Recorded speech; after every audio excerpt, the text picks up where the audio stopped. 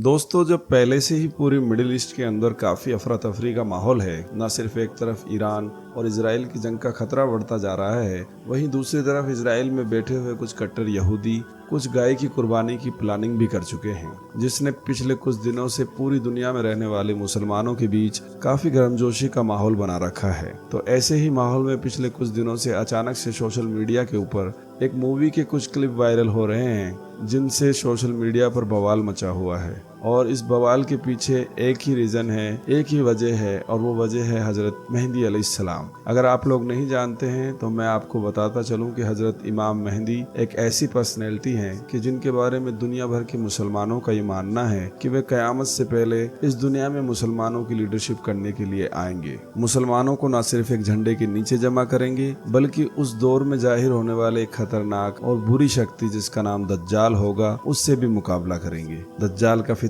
दुनिया में सबसे बड़ा फितना माना जाता है। दोस्तों, पूरी दुनिया में जितने भी मुसलमान पाए जाते हैं वो बुनियादी तौर पर दो ग्रुप यानी कि दो फिरकों में बटे हुए हैं, सुन्नी और शिया। वैसे तो ये दोनों ही ग्रुप हजरत इमाम मेहदी अलैहिस्सलाम के कॉन्सेप्ट पर यकीन रखते हैं, मगर यहाँ पर फर्क ये है कि जहाँ एक तरफ सुन्नी मुसलमानों का ये मानना है कि हजरत इमाम मेहदी अलैहिस्सलाम भी एक आम इंसान की तरह कयामत से पहले पैदा होंगे, एक नॉर्मल इंसान की तरह परवरिश होगी, जवान होंगे और एक मुतय्यन वक्त पर खुदा की तरफ से उनको इस चीज का एहसास होगा कि वे इमाम मेहदी हैं। वहीं दूसरी तरफ शिया ग्रुप का ये मानना है कि इमाम मेहदी अलैहिस्सलाम पैदा नहीं होंगे, बल्कि वो तो ऑलरेडी बहुत वक्त पहले से ही पैदा हो चुके हैं और इस वक्त वो दुनिया में मौजूद हैं। शिया मुसलमानों का ये मानना है कि हजरत इमाम मेहदी ही उनके 12वें इमाम हैं और वह अहले बैत यानी हजरत अली की नस्ल से हैं। वे पैदा बहुत पहले ही हो चुके हैं, बस दुनिया की नजरों से गायब हैं, इसलिए उनको शिया ग्रुप की तरफ से इमाम गायब भी कहा जाता है।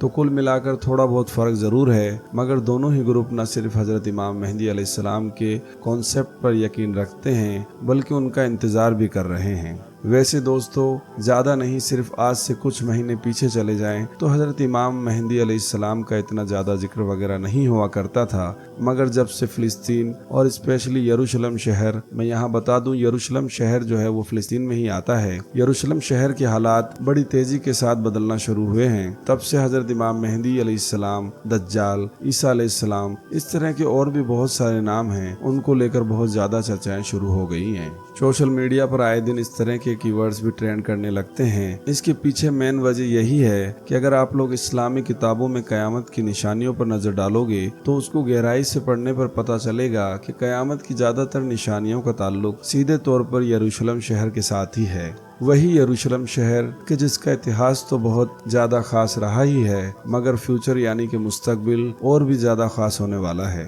एक ऐसा शहर कि जिसको प्रॉफिट्स यानी कि पैगंबरों का घर माना जाता है, जहां पर बड़े बड़े मौजूदात जाहिर हुए। एक ऐसा शहर कि जिसको इतिहास में अलग अलग वक्त पर हासिल करने के लिए जितना खून बहाया गया है, इतना ज्यादा खून शायद दुनिया में किसी भी दूसरे शहर को हासिल करने के लिए नहीं बहाया गया होगा। बात सिर्फ मुसलमान तक खत्म नहीं हो जाती, बल्कि अगर आप लोग ईसाइयों और यहूदियों पर नजर डालोगे तो उनके लिए भी न सिर्फ ये शहर हद से ज्यादा पवित्र यानी कि मुकद्दस है, बल्कि इसका दुनिया के आखिरी दौर से गहरा ताल्लुक है। यही वजह है कि आज के दौर में यरूशलेम शहर को हासिल करने के लिए ये लोग किसी भी हद तक जाने के लिए तैयार हैं, क्योंकि इनके मुताबिक आने वाले दौर में ये लोग पूरी दुनिया पर कायम होने वाली हुकूमत पर इसी शहर से राज करेंगे, बिल्कुल वैसे ही जैसे कभी हजरत सुलेमान अलैहिस्सलाम किया करते थे। और इन्हीं तमाम चीजों को पॉसिबल करने के लिए इस वक्त उनका सबसे बड़ा मकसद थर्ड टेम्पल को बनाना है, जिस मिशन पर बड़ी तेजी के साथ ऑलरेडी काम कर रहे हैं या फिर काफी हद तक बहुत सारा काम कर चुके हैं। कट्टर यहूदियों के मुताबिक आज के दौर में जहां पर मस्जिद अक्सा या डोम ऑफ द रॉक वगैरह मौजूद है, वहां पर उनका थर्ड टेम्पल कायम होना इसलिए भी जरूरी है क्योंकि ऐसा करने के बाद ही इनका मसीह आ पाएगा कि जो इनकी सल्तनत को कायम करेगा, जिसके बारे में मैंने आपको पहले बताया।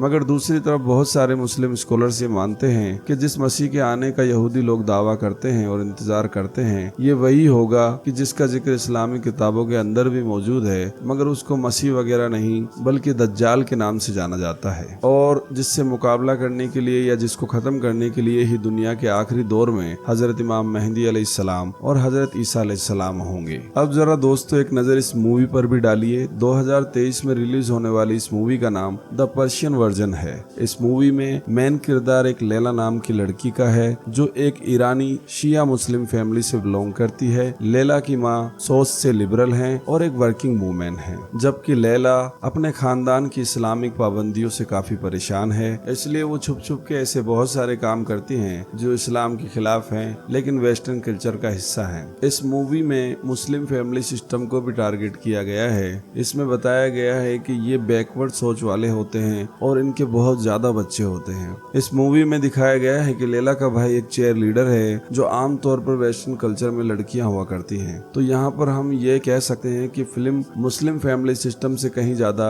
ईरानियन मुस्लिम फैमिली सिस्टम को टारगेट करने के लिए बनाई गई है। वजह यही है क्योंकि इजराइल की वजह से अमेरिका ईरान के टॉप दुश्मनों में आता है, और ऐसा हम इसलिए कह सकते हैं क्योंकि इस मूवी में बार बार यही मैसेज देने की कोशिश की गई है कि लैला की फैमिली की ये जो सोच बैकवर्ड है, फिर इनके अंदर ये जो इतनी पाबंदियां हैं, इतनी कमियां हैं, इसी वजह से हैं क्योंकि ये ईरानियन मुस्लिम बैकग्राउंड से बिलोंग करते हैं। अब जाहिर है जो इंसान खुद ईरान गया हो और उसने खुद से वहाँ का कल्चर वगैरह एक्सपीरियंस किया हो, वो बता सकता है कि इसमें कितना सच है और कितना झूठ। मगर ज्यादातर अमेरिकी लोग या यूरोपियन लोग कि जो अमेरिका की इन सारी मूवीज को देखते हैं, वो तो कभी ईरान के अंदर एंटर नहीं हुए। और अब इस बात में कोई शक नहीं कि आज के दौर में दुनिया के ज्यादातर लोग मूवीज वगैरह से ही बहुत जल्दी इंस्पायर हो जाते हैं और किसी भी मूवी को देखकर किसी भी इलाके के कल्चर या किसी भी कंट्री के बारे में अपनी एक सोच तैयार कर लेते हैं। यहाँ तक तो दोस्तों अभी कुछ भी नहीं है, बल्कि इस मूवी का जो मेन पार्ट है जिसको लेकर बहुत ज्यादा कंट्रोवर्सी हुई है और बवाल मचा है, वो उस वक्त आता है कि जब लैला हजरत इमाम मेहदी अलैहिस्सलाम का नाम लेकर उनका मजाक उड़ाती है। वो कहती है कि शिया मुस्लिम इस जादू में बहुत यकीन रखते हैं जैसा कि मेरे घर वाले रखते हैं।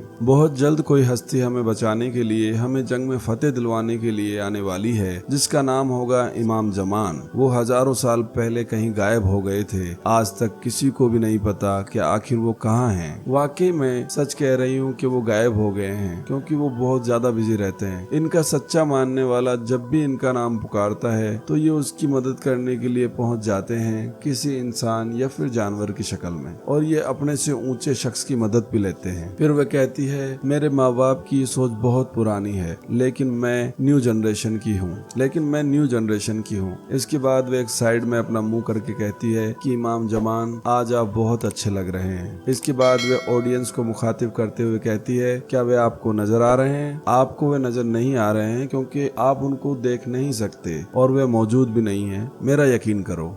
अब यहाँ पर दोस्तों सबसे पहला सवाल यह है कि आखिर इस तरह की चीजों को एक मूवी में दिखाने का क्या मकसद हो सकता है, वो भी एक ऐसी फिल्म में कि जिसकी ऑफिशियल इंफॉर्मेशन में लिखा हुआ है कि इस मूवी की कैटेगरी रोमांटिक और कॉमेडी है। यानी जिस मूवी को रोमांस और कॉमेडी के नाम पर लोगों को परोसा जा रहा है उसमें इस तरह की चीज दिखाई क्यों जा रही है? इससे भी ज्यादा खुले अल्फाजों में किसी भी रिलीजियस पर्सनैलिटी की तौहीन और क्या हो सकती है। वैसे आपको बता दूं कि ये मूवी 2023 में रिलीज हुई थी, और अगर आप लोग गूगल पर सर्च करेंगे तो आपको पता चलेगा कि उस वक्त भी काफी हंगामा हुआ था, कंट्रोवर्सी हुई थी। लोगों ने मूवी निर्देशक पे बहुत ज्यादा प्रेशर डाला और ये डिमांड की थी कि इस मूवी से ये क्लिप निकाले जाएं क्योंकि ये डायरेक्टली एक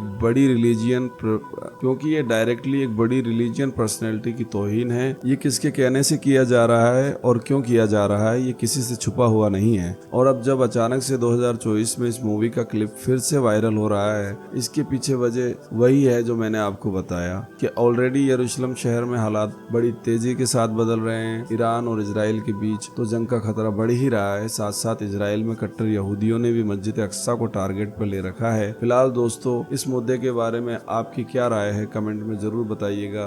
फिलहाल दोस्तों आपको क्या लगता है इस मुद्दे के बारे में? आप अपनी कीमती राय कमेंट्स बॉक्स में जरूर दें। शुक्रिया।